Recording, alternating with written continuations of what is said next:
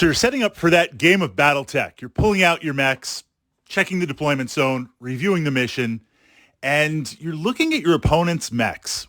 What is that mech, right? Out of all the machines in Battletech, some are very well known, some not well known, and then there's a few that just seem very, very obscure for a variety of reasons, whether the miniature isn't supported or it's a faction or narrative that you don't regularly see, or the situation is so specific, you kind of wonder, what is the reason for this mech? And we're going to explore one of those mechs in today's Battletech vlog, taking a look at the Snake, a media mech bringing online Inner Sphere to fight the clans.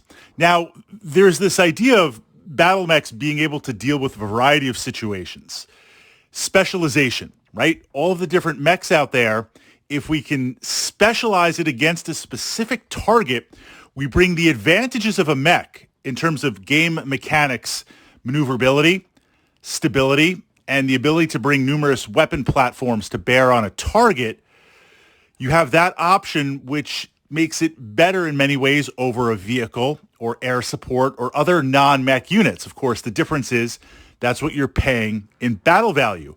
An example of this would be the Vulcan. It's designed to go against tanks and infantry utilizing a mech platform. So you have that armor, you have that maneuverability, you have the ability to navigate terrain better than vehicles, bringing anti-vehicle tactics in a mech platform.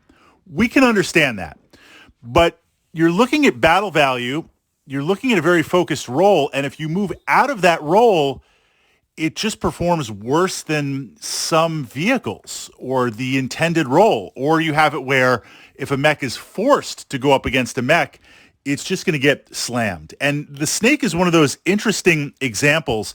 I think of it as the Vulcan of the clan invasion timeline. So what we see here is battle armor. At some point in Battletech with the clan invasion, you have the option for battle armor. And if we're going on a strict narrative timeline, the clans introduce the battle armor first. Inner Sphere retools stuff. Star League is like, Comstar pushing out stuff. Battle armor becomes a second tier type option, meaning you can play tanks and infantry. That's on one side.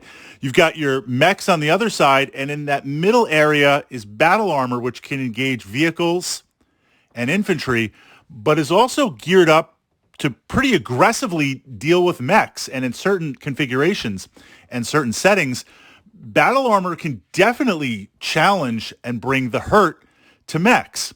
So it makes sense if we're going to deal with battle armor because of the clans, and once that opens up after the clan invasion, where you have that restoration, and now Inner Sphere is bringing battle armor online.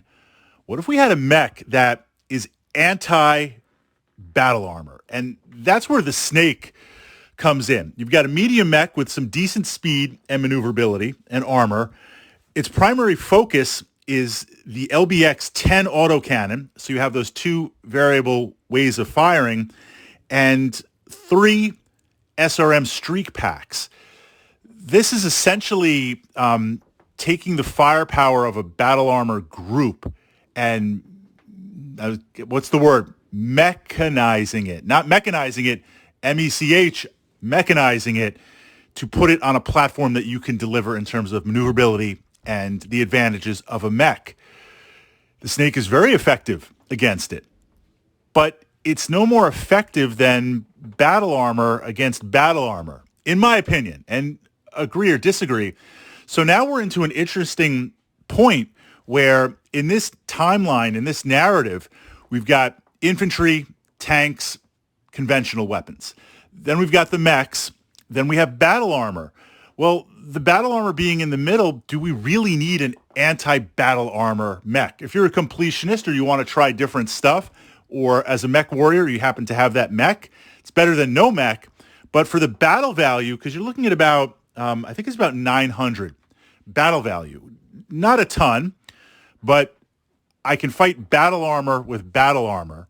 And if I'm not, with my battle armor, if I'm not fighting battle armor, I can use it against other roles. If I take a mech dedicated to just fighting battle armor, if it finds itself outside of that, I'm in trouble. So this is one of those mechs that I won't even say you rarely see. You almost never see on the tabletop, and it would be hyper focused.